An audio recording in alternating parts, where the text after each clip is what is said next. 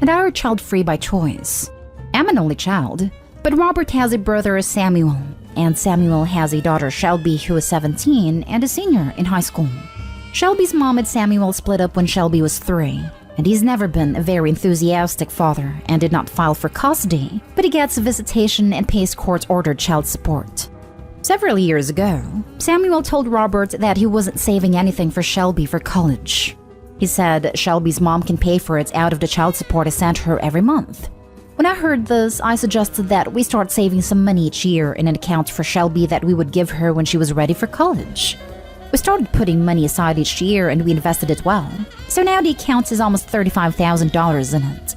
We didn't tell anyone about the account because we didn't know how much we would be able to save, and we didn't want Shelby to count on money that wouldn't be there. I have some chronic health problems and we thought we might end up needing the money we had saved for Shelby. But I'm doing better, so we are now comfortable giving it to her. A couple years ago, Samuel lost his job. He looked for a new one but didn't seem to be looking very hard. Whenever Robert asked him about it, Samuel would say he would find something when he really needed to, but that he was enjoying having some time off. We assumed he was living off his savings. He got a new job about a year later and has been working that job since. Last month, Shelby started looking into colleges, so we decided we should tell her about the account because knowing the money was available might influence her decisions about where to apply. Shelby was very excited, but Samuel hit the roof. He called Robert and screamed at him about how he could really have used that money to pay his child support while he was unemployed. Then Robert's mom called and started screaming too. Apparently, Robert's parents were actually making Samuel's child support payments while Samuel was unemployed, even though they were retired and on a fixed income.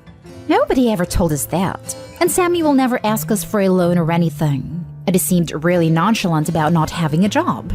Now Robert feels terrible because his parents spent a bunch of money on Samuel while he had $30,000 in a savings account. He says we should have told them about the account and offered to help Samuel out. I pointed out that we didn't know for sure that we wouldn't need the money until recently, and that Samuel could have gotten a job to make ends meet rather than taking money from his parents. Am I the a-hole? Now for the top comments. Not the a-hole. That money is for college, not child support. I'm shocked how everyone is giving the brother-in-law a pass for being a deadbeat dad, and nobody's praising you for giving the poor child an opportunity for a better future. Yeah, and his parents paying it too. While he was enjoying having some time off. If Opie had shared that they had this money and shared the money, then his brother would have just taken longer to find a job because he wouldn't have felt he really needed it. You know what that waste of space would have done? Still take money from his parents and squander that poor child's college fund. Not a home. You and your husband are not responsible for his brother. It is not your husband's fault his parents were covering child support payments. They should be mad at your brother-in-law because he was so nonchalant about not having a job. It is unfortunate for them, but not in a way you and your husband's fault. No kidding. They attacked the responsible son at Opie who did a lovely thing for their granddaughter, instead of the deadbeat son who apparently was fine with his parents taking on his responsibilities. You wonder if mother-in-law/father-in-law enabled Samuel his whole life. This is messed up. Opie and husband sound like the responsible kind of people in this family. Glad Denise has them. Not today, home. Sounds like mother-in-law was enabling brother-in-law's lack of need to find a job. She does tend to enable him. I was really surprised when I heard they were making his child support payments. I could understand if Samuel really couldn't find a job, but there always seemed to be jobs available in his field, and he really didn't seem to be looking very hard. Next story. Am I the a-hole for no longer handing my son his allowance after I found out my husband's been taking it? My son, 10, recently started receiving allowance from me since his dad is unemployed, and also because my son likes to have his own money to spend on stuff he wants. The problem is that I discovered by accident that my husband has been taking the money from our son to buy his own stuff, like cigarettes or a drink.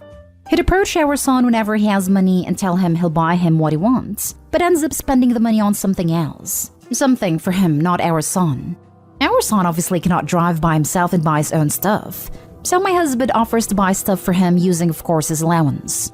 I'm a nurse working long shifts most of the time, so I'm not always home. Every time our son wants something, my husband would be like, "Hey bud, you want a few bags of Doritos for you and the other kids?" I'll stop by supermarkets and get them for you then. That would be X amount. Then our son gives him the money but never receives his Doritos. Rinse and repeat. This went on for 2 months until my son told me. Turns out my husband asked not to tell mommy because she'd get mad at him and he'll be in trouble, and promised to get him his stuff, but he never does. I had a big fight with my husband about it, but he said it wasn't a big deal since he always ends up getting our son the stuff he wants 99% of the time. He told me to consider this as gas money since he drives a number of kilometers to the supermarket to buy what our son wants. I shamed him for taking advantage of our son and taking the money that was meant for him, and said he was acting like a thief, but worse when stealing from his own son. And then said I wouldn't be handing our son any allowance anymore. And my husband said I was overreacting and punishing our son for no reason. I said I'll handle our son's needs from now on, but he argued that I can't when I'm busy working all the time. I said it was none of his business and walked out the room. He kept nagging me saying my son will resent me if I stop handing him money, but I refused to engage any further in the argument and guilt tripping. He keeps calling me heartless and financially controlling to take away the allowance. Am I the a-hole? Not the a-hole, and I think your problem is way deeper than the allowance issue. What your husband is doing is a real breach of trust. The father's literally stealing from his own son to buy cigarettes. My blood pressure would be through the roof. Not just stealing, but asking his son to keep secrets from his mother. That's not good or safe. What happens if another adult does something and tells the kid to keep it a secret? He'll think it's normal since his dad does the same thing. I have had the good secret, bad secret talk with all of my kids as soon as I think they are old enough. Super important for them to understand. But to have a parent breach trust like this is just terrible. This is very concerning behavior. He's stealing from your son, having your son lie to you, and now he's harassing and trying to manipulate you. I understand that this post is just a snapshot of your relationship, but is this honestly the marriage you want? Is this the role model you want for your son? Info. Why are you still with your husband when he's clearly taking advantage of your 10-year-old son? Why did she even get with him in the first place? He's nothing but a leech. I thought the title said X. When I got to the end of the post and realized this was a current husband, I was floored. My comment was literally going to be, I see why you divorced him. Next story. Am I the a-hole who got mad at my wife for eating all the food I had prepared? I and my wife have been married for 5 years, and she's now 3 months pregnant. My mom is diabetic, has high blood pressure, and has poor memory, so she has been staying with me and my wife for the past 2 years, as nursing homes are extremely expensive where I live. I usually do all the cooking at home, and we have one of those stovetop controllers that are password operated to ensure safety, in case my mom goes into the kitchen when I'm not at home. I also give my mom all her meds, as she's prone to forgetting whether she's taken meds or not. As usual, I prepared breakfast for the 3 of us, kept my mom's meds on her bedside table, and left for work. I got a call around 4 hours into my shoddy, saying my mom was in the emergency ward because she passed out from only having her meds and not her food. I rushed to the hospital and found my wife sitting in the emergency ward. When I asked her why my mom didn't eat despite me having cooked, she said that she, my wife, had eaten all the food because she was extra hungry. On top of all this, my wife gave my mom her diabetic meds thinking that she hadn't had them yet. I tried to keep calm, but seeing my mom like that made my blood boil, and I told my wife to just go home. She tried talking to me, but I told her not to test me and that I don't know how much longer I'll stay calm. I made her leave the hospital. She's been texting and calling me, but I haven't replied to her yet. My mom is conscious now, but the doctor said she's still disoriented, doesn't remember much, due to overdose of diabetic meds. She'll have to stay at the hospital for a few more days. Am I the a-hole? OMG, of course not the a-hole. Pregnant women do not develop a second stomach instead of a brain. She chose to not feed her mother knowing it could lead her to the ER, and gave her extra medicine without checking if you already gave her.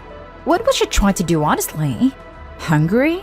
How starving do you have to be to choose to endanger someone? Side note, you need a pill distributor with different cases for each day, to be sure not to mess up. Oh wow, I have to look upon the pill distributor thing, for sure. Not the a-hole. Your wife could have seriously harmed your mom. At the very least, she could have called you to ask if she had been given her medications. However, she should have just assumed you had already given them to her because that's your responsibility. She also shouldn't have taken extra food without asking, as I know some medications require food for absorption. Actually, since this is medication to control blood sugar spike after meals, if you don't eat, blood sugar can get dangerously low due to the meds. Your wife also needs a lesson in diabetic management. She should have known not to give anti-hyperglycemics without checking. Not today, home. Your wife tried to kill your mom. She knew exactly what she was doing when she gave her those meds on an empty stomach. Pregnancy brain for me was putting my car keys in the fridge or briefly forgetting a simple math problem. Not eating everything when someone diabetic is in the house. My mom is diabetic and came to stay with us when I was in my 3rd trimester. Shockingly managed to mix up laundry detergent and fabric softener, but didn't eat all of the food. Pregnancy brain made my ex laugh because he'd find car keys in the most random of places. Now for the last story. Am I the a-hole for standing up for my daughter? Today we went trick-or-treating. My husband, my 2 daughters, 8 and 3, my stepkids, 11 and 8, his ex-wife, her husband. My husband started drinking before we left and continued to drink at every house that offered drinks. He wasn't super drunk at the end, but he was a step or 2 above tipsy. After, we went to eat with the kids. I drove and he sat in the back with the kids. We were tired, cold, and hungry. He was being obnoxious and messing with the kids. I couldn't see, but I just heard my 8-year-old, who is not his bio child but has called him dad since she was 4, telling him to stop, and she was getting upset. I told him to leave her alone. My daughter started crying and I snapped at him and told him to stop, and that the kids shouldn't be crying in order to get him to stop. We ate and all was good, but when we left, he started back up again. My daughter started crying and I yelled at him to stop acting like a freaking child.